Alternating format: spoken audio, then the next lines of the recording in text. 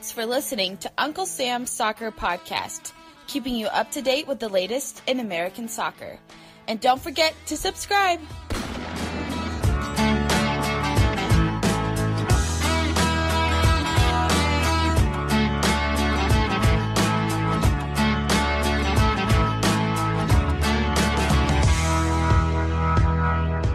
Hello and welcome to Uncle Sam's Soccer Podcast. My name is Steven Jodarant. Joining me today is Jacob Troba.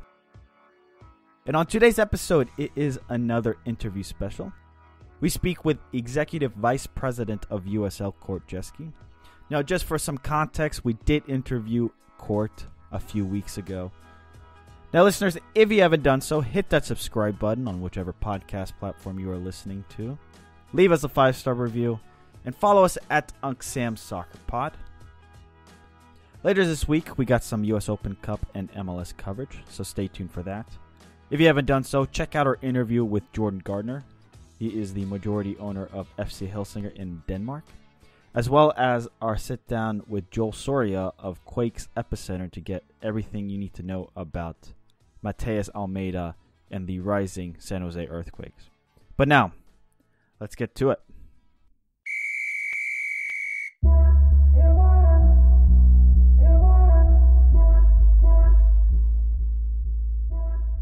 Joining us right now is the Executive Vice President of USL, Court Jeske. Thanks for joining us, Court. How's it going? I'm fantastic. Thank you for having me on the show. Oh, thank you so much for joining us. Let's dive right in here, Court. You were previously the CEO for USL Club Nashville SC and spent more than 8 years with Soccer United Marketing, where you helped oversee international events for CONCACAF, the Mexican national team, and U.S. Soccer. You've seen soccer from a lot of different viewpoints. What has been the biggest challenge for the sport in one of, if not the, top sporting markets?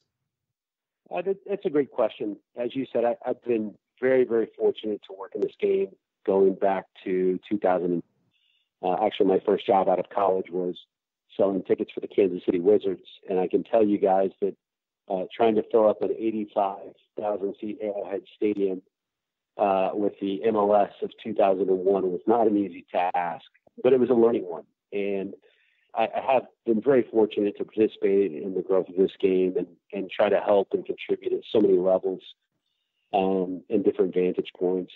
I think we have arrived right now. Now the question is no longer will soccer survive? Will professional soccer survive? But the question really in the marketplace is reacting to this is, how big can it be, right? The questions of the naysayers are becoming fewer and fewer every year as more and more people follow the professional game. They follow the men's and women's national team.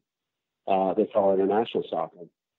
So I think we have to keep at it. We have to make some tweaks and changes. We have to evolve with the fans. But all in all, I think we are here, although it's an unfinished story by all accounts. Court, let me ask you this.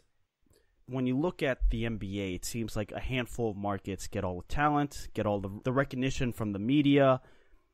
And then you look at the NFL, and it just doesn't seem to matter. It could be the Jacksonville Jaguars, or it could be the Dallas Cowboys. Mm-hmm. People are drawn to it. Players don't care who they play for. They care about just the paycheck. How does soccer compete with those two different models? So I would say that this, again, is part of the unfinished story that we have to write. And we at USL, the folks at MLS, we've got to determine what kind of leagues we're building and what is that balance of having consistent known champions and brands, like professional soccer in most of the world, where you start the season and you have 2 or 3 clubs that have a chance to win. And juxtapose that to the U.S., where by and large, we come from the sporting ethos that every single team at the beginning of the year, if they do things right, should have the chance to compete. I think in all the leagues that plays out a little bit differently. But what's important in soccer that we really have to think about is that we're in a global marketplace, right? So the other 4 sports that are predominant in North America, the U.S. and Canada in particular, those are all the pinnacle of those sports. Here in soccer, obviously a player can ply his trade not only in USL, they can go to MLS, they can go to the English Premier League, wherever it might be. And so as we continue to grow the professional game here, we've got to think about the players and how we move up that global food chain vis-a-vis what the other leagues around the world are doing and competing. And that's the one thing that's very different that people often forget versus the other four sports that are common in the U.S. and Canada. Well, Court, you make a great point there. It's a global marketplace when you're talking about soccer, whereas you look at the NFL, there's this scarcity. Not everybody plays American football. It's really just in the confines of America and maybe, to a lesser extent, Canada. But I want to talk about your time at Nashville. You were the CEO there from October 2016 to December 2018. This year, USL Championship will be losing Nashville SC to MLS. That announcement came in December 2017, right in the middle of your time with the club. And what I want to ask you is, what was it like pitching MLS during the expansion bid? Well, I would say, look, my goal when we moved to Nashville was to create the best USL brand that we could. And what I had seen for many of the markets, not only MLS, but also USL, was that if you get the right ownership group and you've got the right city, and there's an appetite for the game, which there had been in Nashville, if you build the club the right way, right, and you basically grab the attention or force the attention of the global soccer landscape. And that was our mission when I set out and was making the choice to make that jump. Not too many people get to build a club from the ground up, and certainly don't get to do it in a place like Nashville, Tennessee. So that was a once in a lifetime opportunity that I cherish. And it was great to build the club, help influence the brand, let the fans put their fingerprint on it. And ultimately, our ownership group, led by John Ingram, had aspirations to go to MLS and was successful in the bid. But it was all part of the narrative, right? When we were there, we were fortunate to grab people's attention by saying, look, we've sold more season tickets, 6,200 season tickets in our first USL season than any other USL club in history. More than Portland Timbers, more than FC Cincinnati. We forced the conversation with not only the folks in Nashville, but the folks nationally and even internationally that papers in Europe and things were talking about what is going on with this soccer sauce in Nashville and this USL club. And I think that is a success story that continues today there for the folks in Music City. Now, Court, what is the mindset of a front office for a club that originally was going to be playing in USL, but also had to make preparations for MLS? Well, I think you find the balance, right? And at the end of the day, and Ian Ayre, my successor, has done a very good job with this. It's less about the league that teams are playing in, and it's more about what that club means to the local community, right? I think over the last 20 years, I've noticed in the American soccer landscape, sometimes we kill ourselves and the fans with acronym soup of leagues, of federations, of governing bodies, all this. The fans ultimately want to wake up and go root for a professional club that means something to them, that has players from the area, that has a brand that reflects their community. And that's what we focused on, right? And then whether you're playing a friendly match against Atlanta United or whether you're playing, Memphis 901, whoever it might be, what matters in soccer globally is that the local community is brought to the forefront and that they have a chance to root for their club on a global scale. Now, Court, I want to ask you maybe a broader question here about USL. What is the single biggest challenge facing the league today? Well, I think it's pretty simple to me. We've got to continue to build our fan. We've got to build people that understand and appreciate the quality of soccer that we have. We have to have fans and avid fans in all of our markets across the league, our championship markets, our League One markets, that see how big the sport can be. And part of that ownership balance is looking at the investment that it requires today to achieve our full potential down the road. But it starts with the fans, right? And so we spend a lot of time with our clubs and with the league and talking about how do we make this a brand of soccer that is attractive to the fans and that they can relate to, and that they want to make USL their league of choice in terms of following, watching, engaging on social media, and attending matches. But how do you bridge that gap to an American population where there's hockey, American football, basketball, baseball? There's so much sports in America. How do you get the fans, the community, to buy in to the project of a professional soccer club? Well, I think there's been some fantastic examples of where that's gone really well. And I'm not going to lie, there's a challenge. And every market has its own dynamic, its own challenges, its own competitors. What I absolutely will bet on, after being involved for this for almost 20 years, is that the demographics, the future of our sport, just the game itself, the fact that it's short, compact, doesn't require a terribly long attention span. All these elements over the next decade, with the backdrop of the World Cup coming to our shores, is something that some of my colleagues and counterparts that work at the other four sports or even the college landscape continue to see this as a sport with tremendous upside. Court, we see a fair number of teams in the USL Championship playing in baseball stadiums. Is that something the league wants to move away from in the future? Well, I think what we would prefer is that everyone has a soccer-specific stadium and a downtown venue that is the right capacity and the right optics. The reality is that takes time and that takes investment. And many of our ownership groups have fantastic dynamics with their own facilities, baseball or otherwise, that are already in place. So absolutely, stadiums for us in the right size and the right location are something that we work on.